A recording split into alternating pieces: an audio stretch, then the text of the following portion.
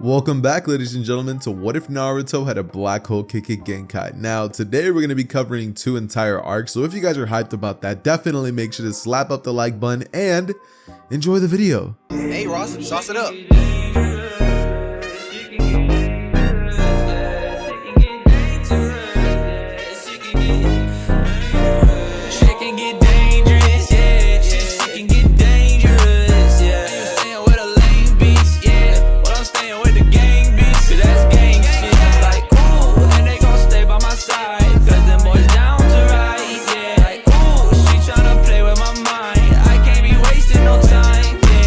We pick up our story in the perspective of Naruto, Sasuke, Sakura, and Kakashi.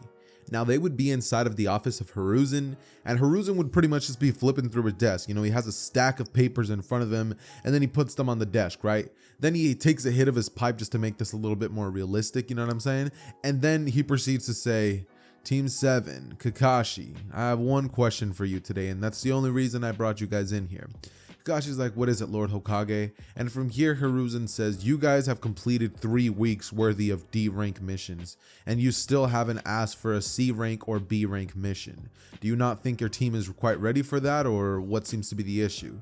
And Kakashi would say that none of his squad members have actually said anything, so he figured that, you know, it didn't really matter to them. And from here, Hiruzen stated that that's pretty interesting.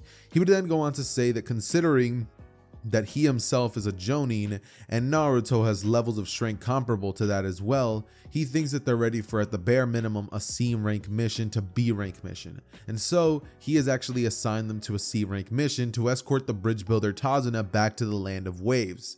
Kakashi, once hearing that, would think to himself, oh, alright, that's fine.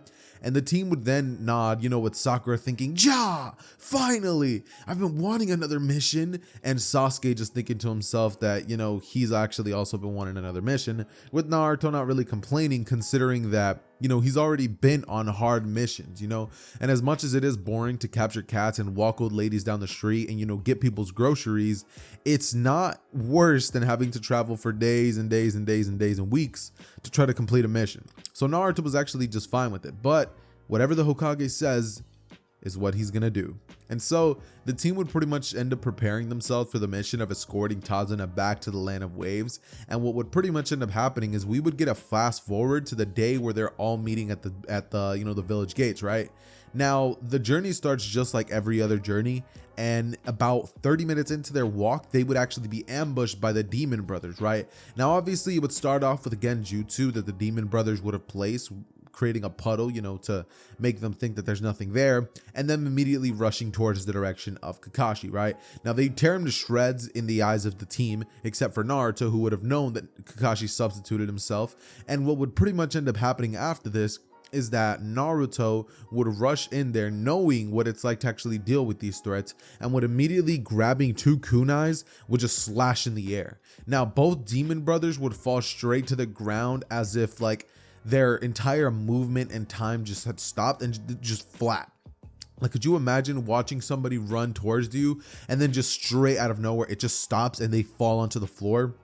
Now when they hit the floor, it would have made a loud thud, and suddenly you could see blood just dripping out, right? Now, Sakura would have had to look away to keep herself from throwing up, and Sasuke would think to himself how Naruto was able to do that without breaking a sweat. He was able to do that like killing somebody and made it look so easy. Sasuke would think to himself that Naruto's just like him. And he would think back to his brother Itachi and the Uchiha massacre, but he would continue on with the mission as Kakashi would end up arriving and would tell Naruto that he should have let them live, you know, to, you know the true purpose of this mission. Then Naruto goes, oh, the true purpose of this mission? That man right there is lying. He points to Tazuna, and Tazuna would be like, what? What do you mean? And Naruto would say, you've been lying ever since we got to the village, and ever since you put the rank of this mission in. I know that you don't have enough money to pay for this. And how do I know this? Because nobody would end up asking for an escort mission with a C rank level of difficulties if Demon Brothers were going to be coming after us. These two have been on the bingo book for a while, and I thank you. This is going to make up for the commission that I wasn't going to get, but that doesn't excuse the fact that had I not been there, this might have gone completely different. You need to not lie next time, but for now, seeing as myself and Kakashi are here, we can complete the mission easily. And from here, Tazuna would rest easy knowing that Naruto knows, but he's just gonna still complete the mission regardless, just because he knows that this man needs to get to his village. Naruto would then go on to ask Tazuna why he needs to get to the village in the first place, and Tazuna would tell him the true sob story of what it is that, Tazuna is really doing, right? How he's the main bridge builder, and how Gato is some sort of drug lord gangster that is pretty much making a lot of money off of the trade market, and how building the bridge would, take a lot of money away from him, but it would also enrich his village, seeing as it's impoverished and stuff like that, right? And Naruto, hearing all of this from Tazuna, would realize that, Tazuna, even though he didn't go about it the right way, he has pure motive. So Naruto respects him. And Sasuke and Sakura, hearing this, would both eagerly also respect, Tazuna, because he's not doing anything wrong, you know what I mean? Like, he's trying to save his village at the end of the day. So what are they going to do? Not protect him? Anyways, though, they would continue on with the mission, and what would pretty much end up happening after this is that Naruto would end up pretty much finally sensing a strange presence, right? Now, this is when Tazuna would be like, what's going on? Like, why are we stopping? Because the whole team just stops, right? And then Kakashi would say, duck, as everybody does so, and a gigantic sword would just come flying in, right? Now, we all know this is Tazuna. But Tazuna's sword, or Zabuza, we know that this is Zabuza, but Zabuza's sword would pretty much come flying in, and it would hit a stump of a tree, right? Now, Zabuza stands on top of the sword and would stare daggers at Kakashi, as Naruto would think to himself that that's Zabuza Momoichi, right? And, Kakashi would look onto him as, Zabuza says the name of, Kakashi the copycat ninja and all that stuff. And from here, Kakashi and Zabuza's battle would go down just like it does in canon, right? Except Naruto would simply be watching this and be on standby in case Kakashi needs any sort of assistance, right? And so what would pretty much end up happening is we would get the same OG fight with Kakashi still getting captured by Zabuza. However, this time around, once Kakashi does get captured, Naruto would be the one to tell Kakashi how he could have been so careless, right? And Naruto begins to start running on water, right? As Zabuza sees that, and he's like, Genin shouldn't be able to run on. As Naruto would get closer and closer and open a black hole in front of Zabuza, which would pull him away from the water bubble, causing Zabuza not to be able to keep Kakashi restrained, which would give Kakashi enough time to get out, breathe, and then get back into combat stance. And now Zabuza's in the middle of a very, very not so good jumping session, right? And Naruto from here looks to Zabuza and says that he didn't exactly pick the best fight ever, right? Now Zabuza looks to both of them as he grabs his sword and would say that he's gonna finish his mission, whatever it takes, as he would signal Haku. And from here, Haku would end up pretty much making his presence known as he enters the battlefield, and he would look towards the direction of the kid Naruto, with Zabuza saying, handle the brat. And Zabuza then turning his attentions towards Kakashi, as Kakashi would activate his Sharingan, and from here they would both begin to fight strong, the same way that they would fight in canon. However, as this is happening, Naruto turns towards Haku as Haku would blitz at him and throw a Senbon at Naruto's face, which Naruto would dodge easily, and then rush in as he takes out a sword and would try to slash up at Haku, which would end up cutting some of Haku's hair, as Haku would kick Naruto back, and Naruto would use his black hole ability to actually shoot a black hole up in the air and hold his sword up, as the sword would begin getting dragged up towards the black hole, and Haku's ice dragon attack would have actually shot at Naruto, right? Not like Haku would have formed an ice dragon with the water, and with the ice dragon would shoot at him, but Naruto creates a black hole up above, holds his sword up, and the black hole begins to suck Naruto's sword up fast, so that Naruto would be able to dodge, close the black hole, and mid-air would look down onto Haku, as Naruto would say to himself that this is it. He creates a black hole behind Haku, which would actually suck Haku in and Naruto's sword, and once Naruto would gain enough momentum to get closer to Haku, Naruto closes the black hole and would blitz at Haku with such tremendous speeds that Haku would get stabbed straight in the stomach, right? And Haku would begin coughing out blood, as Zabuza has to watch that but can't do anything since he's still fighting Kakashi, and Naruto would simply look onto Haku as he would say, that was a good fight. And from here, Haku kind of realizes that he could have died regardless. Like, if Naruto truly wanted to, he really could have just opened a black hole right next to him and Haku would have been dead. But Naruto didn't kill him like that. And that's the thing that Haku would say. Haku would say, why? And Naruto would answer, because I don't kill with that ability. And from here, Haku would just fall, die. This time there's no time for him to, end up using his body to protect Zabuza, and Zabuza would get killed by Kakashi. This means that both Naruto and Kakashi get to share those bounties of the Demon Brothers and Zabuza and Haku, and they would actually end up making quite a good, respectable amount of money off of this, right? Like, they're profiting pretty good, right? And what would end up happening after this is essentially they find themselves in the house of Tazuna a couple of hours later, as Kakashi would be the one who has to rest up, and Naruto would actually be the one in charge of Team 7's training. Now, Team 7 training under Naruto would be a little bit weird because I don't see Sasuke wanting to train under somebody his own age. But, I think that it would go something like this, right? Where they arrive at Tazuna's house and, they meet Tsunami and, they start having dinner and stuff like that. But I see Inari being the bratty little kid that he is, telling them that, they have no hope in, defeating Gato and his men. And, Tazuna would then speak up and be like, well, just so you know, Haku, I'm almost positive that we'll be fine this time around.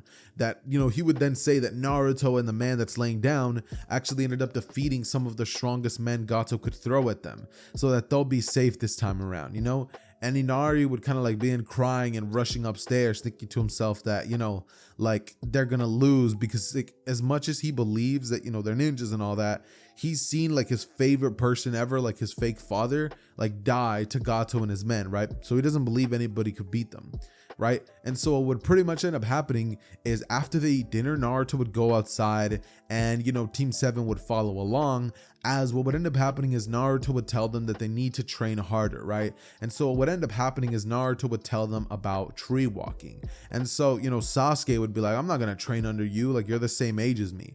But Naruto would say that it doesn't matter what age I am. If somebody younger than me was more powerful than me, I would actually shut up and listen to them.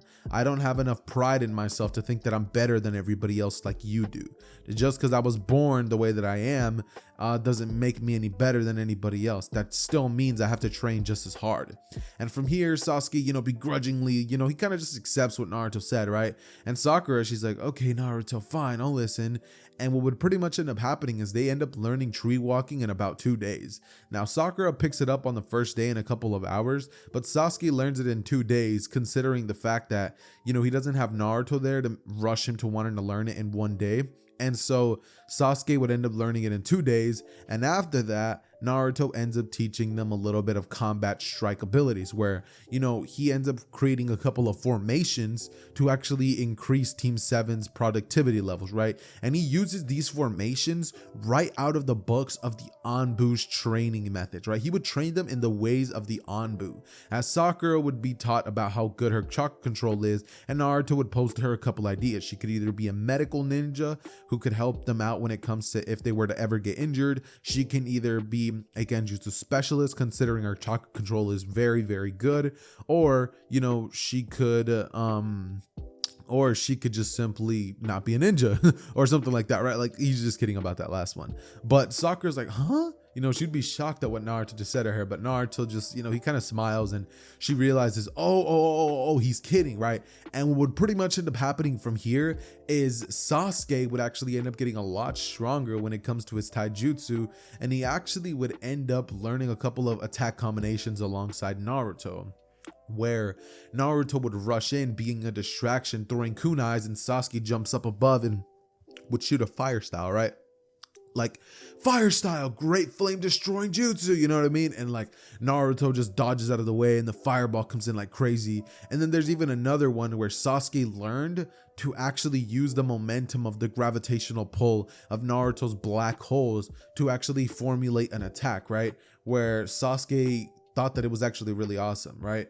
And Naruto and Sasuke would begin getting slightly closer. I'm not going to say too close, just because Naruto's not the person that he was in the original. And so that's kind of going to be putting a little bit of a halt onto their friendship, but nothing too crazy that, can't be fixed. You know what I mean?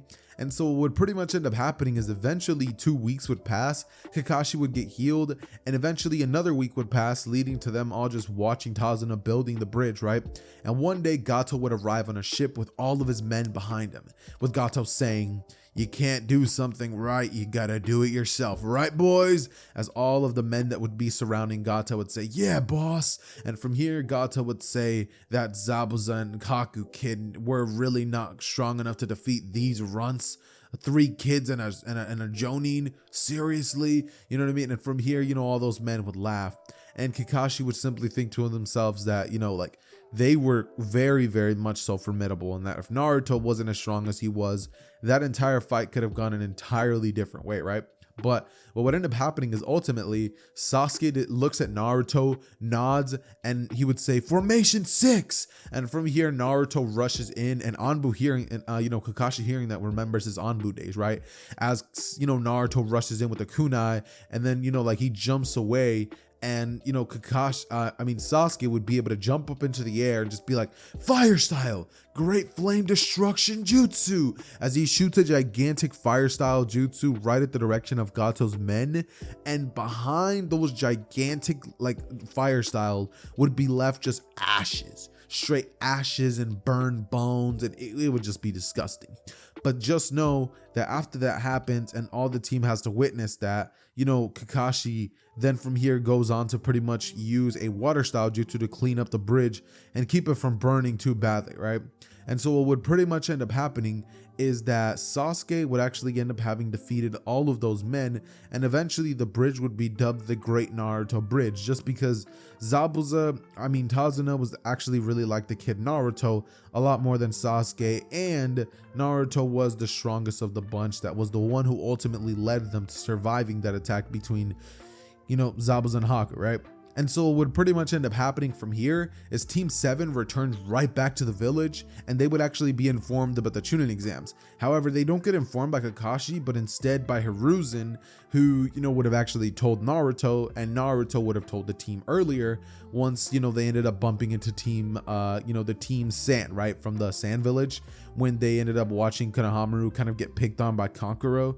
Now, Naruto being Naruto would still save Konohamaru, but they don't have the same bond that they do in the original. He kind of only saved him because he knows that Hiruzen is his, you know, grandfather, right?